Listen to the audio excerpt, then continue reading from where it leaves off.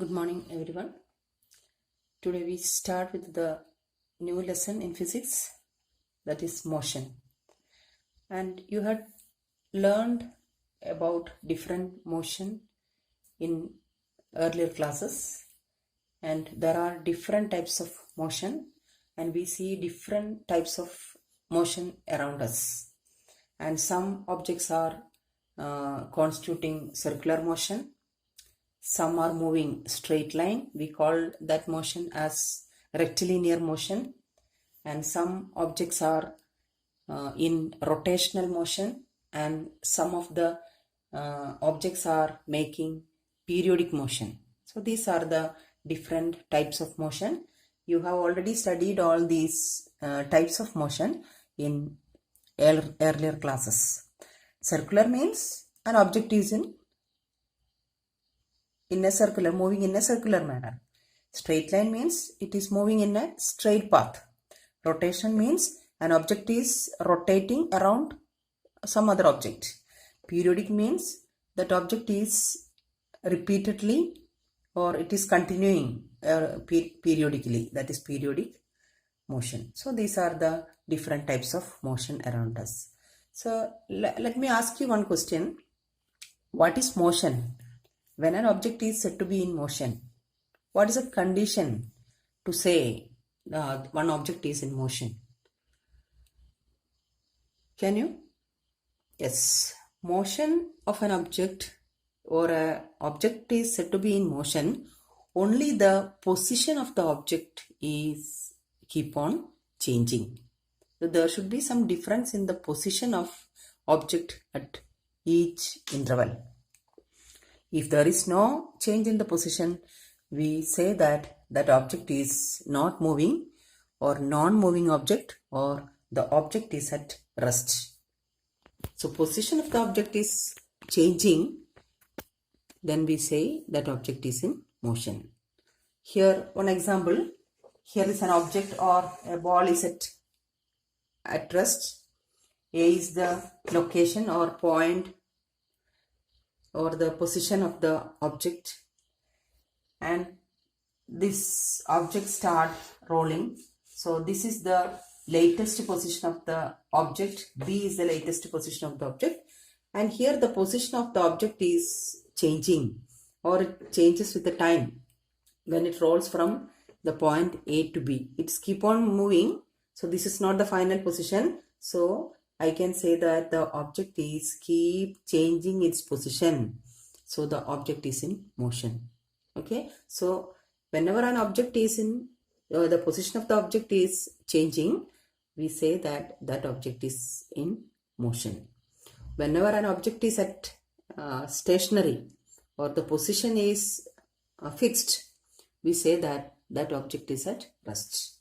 Okay. So these two are the two conditions of an object, or we call in scientific terms we call these two are the two states of object. States means not the normal meaning. Normally you may think that state means different distinct states, state. Not that state. It is the condition of an object. So in science an object is having two states. An object can be at rest. Rest means the position is fixed. It is not changing, or non-moving object. So when we examine the objects around us, some of the objects are at rest. Clear? Trees are at rest. Buildings are at rest. Clear? Then, so we can say that some of the objects are at rest, and most of the objects are in motion. Leaves are moving. Water is moving. Birds are moving. It can be at rest or it can be in motion. Clear? Atoms, molecules, they are moving. They are in motion. Clear? So object can be at rest or object can be in motion. So rest and motion, these two are known as the two states of an object. Object can be at rest, meaning is the position is fixed, no change in the position, and motion means the object is changing its position continuously. So these two are the two states of an object. And now we are going to discuss what are the two quantities in physics. We call these two quantities as physical quantities. And which are the two types of quantities? So you might have studied the quantities, these two types of quantities earlier, but I'll explain these quantities. Scalar and vector are the two type of quantities. Quantities means there are different items in physics that can be expressed or the result of that can be expressed. For example, we can measure the length of a room. So length is a quantity. We can find out the time of an event. That is a quantity. We can measure height of a building. That is a quantity. We can find out the mass of an object or total content of an object. That's a quantity. Okay. We can find out weight of an object. That's a quantity. Okay. So there are so many quantities in science, and we classify these two quantities as scalar quantities and vector quantities. Scalar quantities and vector quantities. And what is meant by scalar and what is meant by vector? There are some quantities that can be expressed with a numerical value. With a numerical value.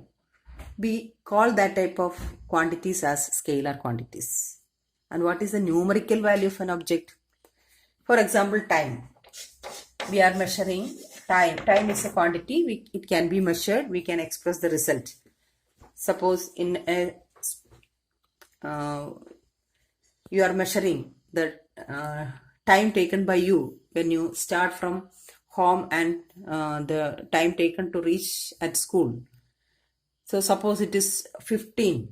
So 15 is the numerical value of your result. Okay.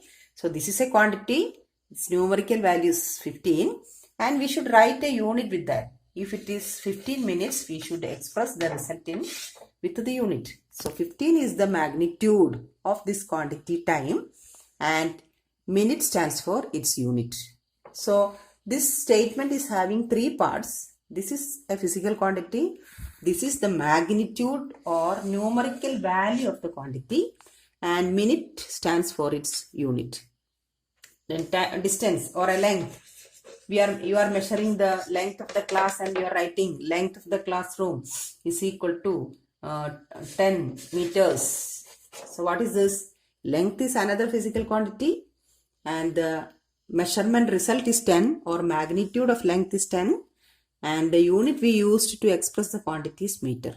So this statement also this expression consists of three parts. This is a physical quantity. This is the result of the measurement, or this is the numerical value of the measurement. We call this as the magnitude of the quantity, and this is the unit with which we express the quantity.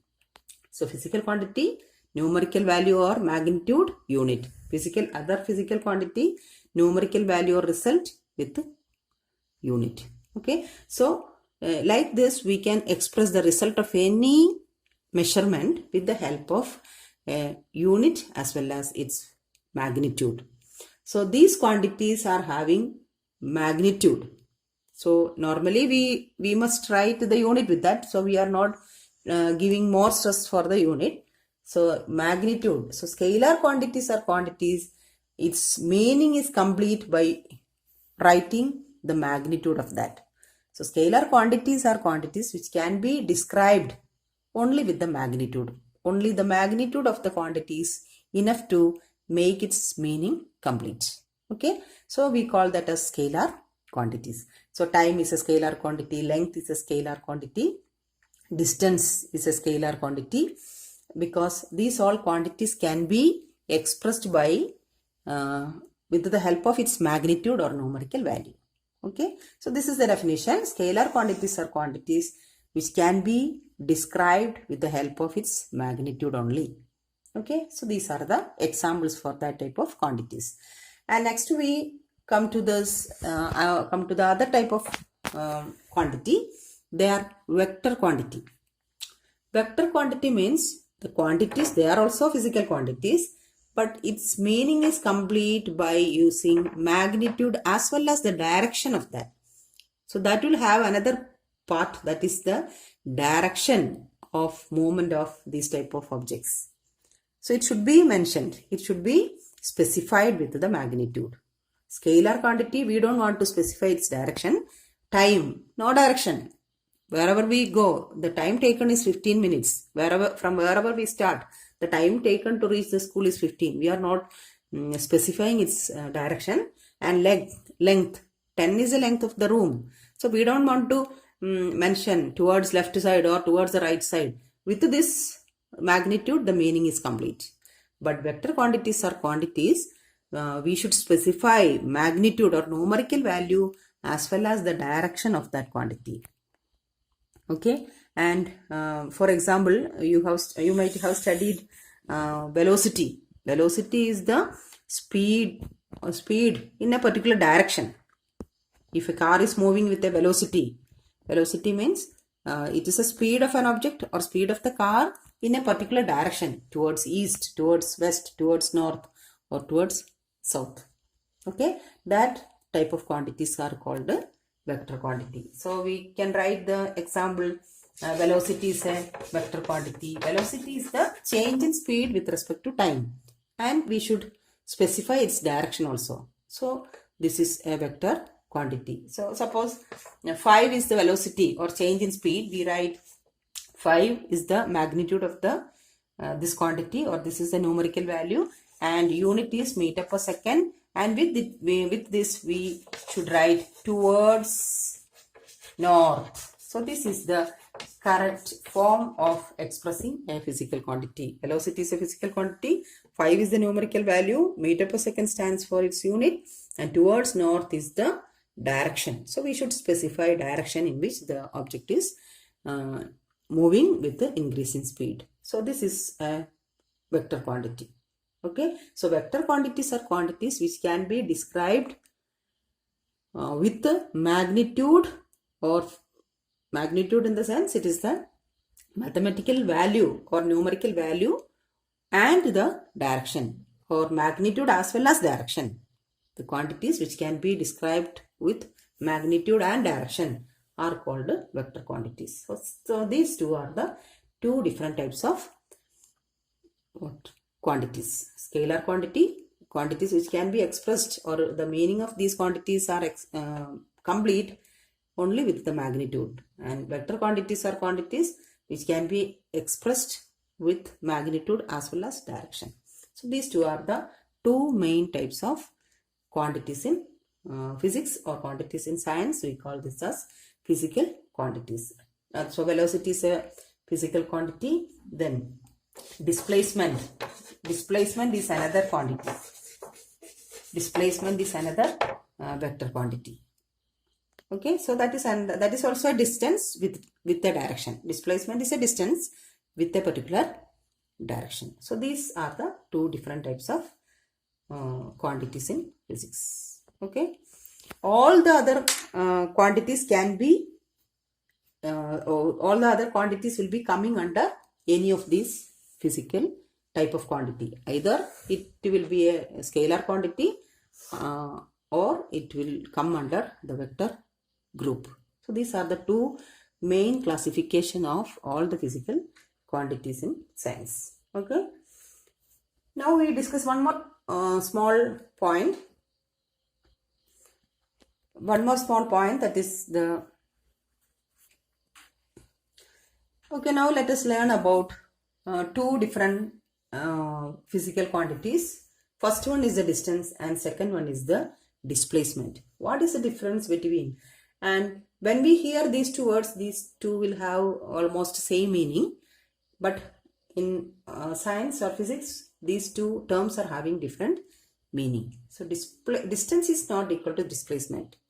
So some of the words are like this. When you hear the word mass and weight, you may think that these two are equal, but they are different.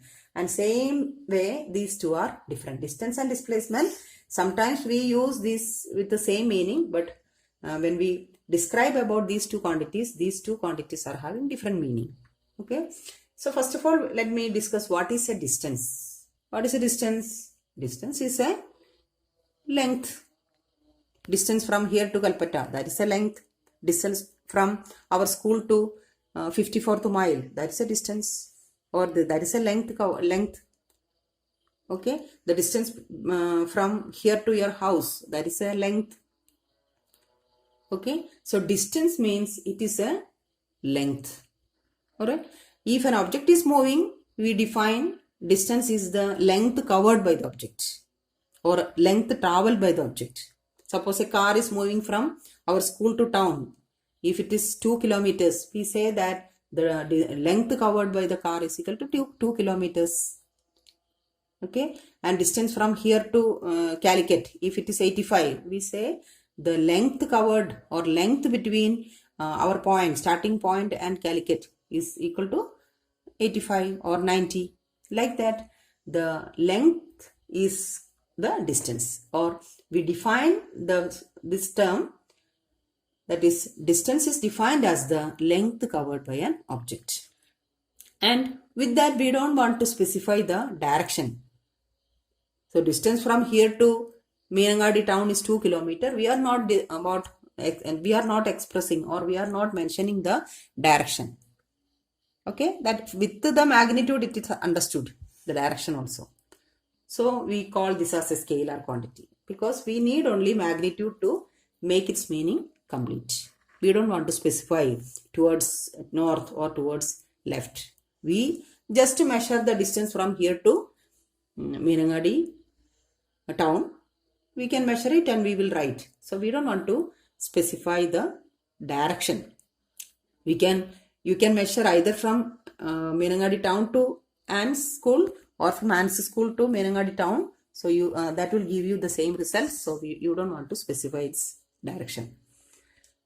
And that is the distance. And we can express the result in meters or kilometers or millimeters.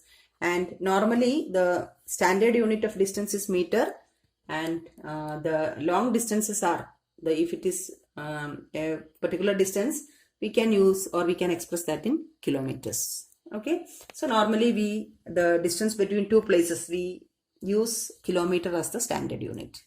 Okay, so distance is the length covered by an object and it can be expressed in different units, and standard unit is meter, and if the distance is more, we express that in kilometers. And what is meant by displacement? Displacement of an object. So let me give an example for distance, and with that example you can understand the displacement easily. An object is at this point A, then B, C, D. So these are the different points I marked.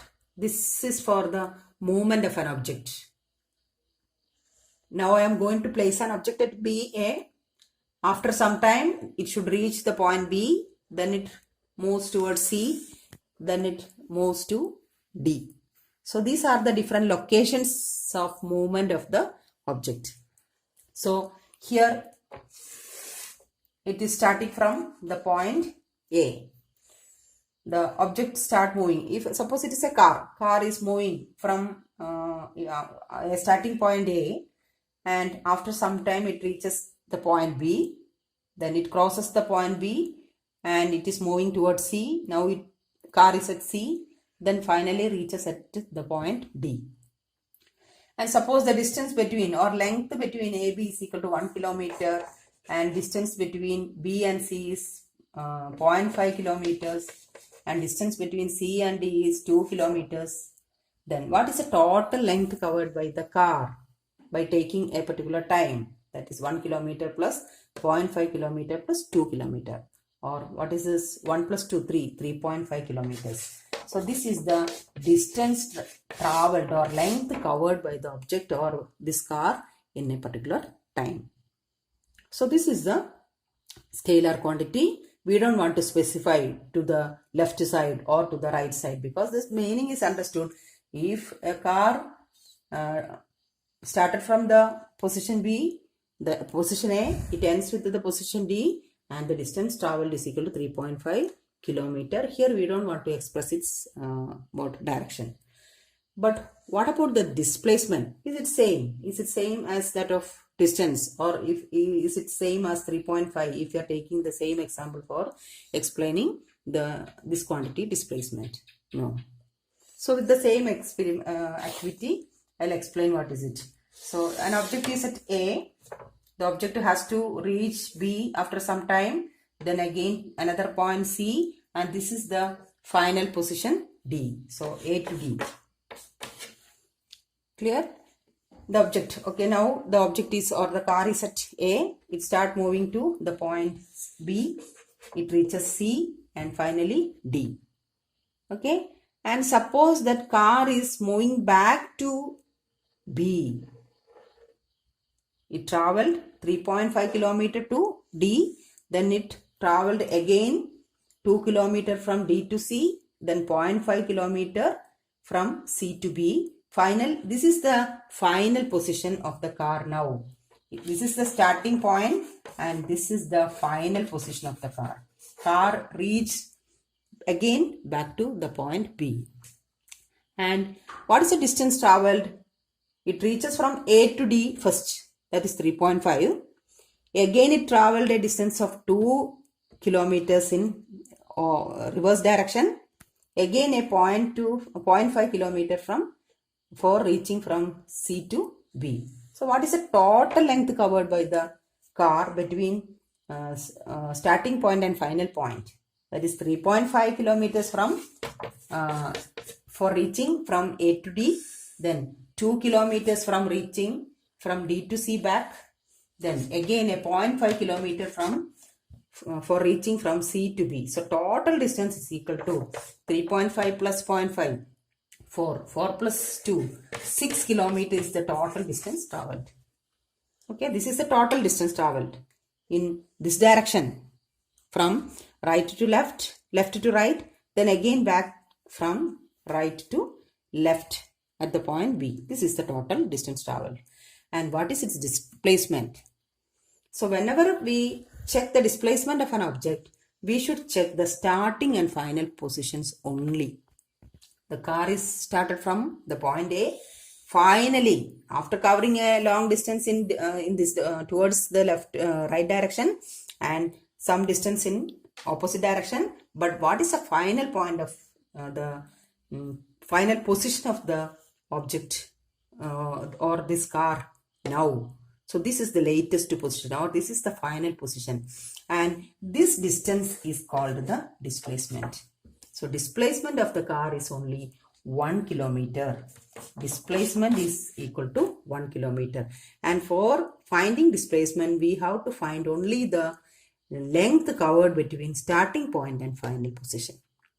So this is the total displacement occur for the particular object. Okay, though this object had traveled a long distance towards this side and back, but what is the final point at which the object reached now? This gap or this distance between these 2 points, between starting point and final point, or this is the shortest distance. Though it travels 6 kilometers, we are considering this as the displacement happened for the object. So displacement is just 1 kilometer. Okay, so what is this displacement? This is the shortest distance between initial point and final point of the object. It may have traveled long distances in any different directions, towards right or towards left, but what is the final point of the object? That gap, distance between initial and final, is called the displacement. Okay, I hope you all understood the points we discussed today. Then what is when an object is said to be in motion? So what are the 2 types of quantities in physics? We call that as physical quantities, and definition of these 2 quantities. Then what are the differences between these 2? Then what is distance and what is displacement? And what you want to do is, to make this more clear, you have to go through your textbook, read the pages. 1 or 2, 3 pages are there. So read the first 3 pages of the lesson motion till uniform and non-uniform motion. Page number 98, 99. And in these 2 pages, you can see all these key points. So read the pages repeatedly. Try to get the meaning of all the sentences given. Each and every sentences should be read. Okay. So you can find the meaning with the help of my explanation. The things will be clear. So read it continuously until you get the complete content from the lesson. Okay. And I'll upload some questions in empty. Try to answer. Not try, you must write it and send it in empty itself. Okay, children. Thank you very much for hearing me, and thank you very much for listening the class well. Okay, thank you.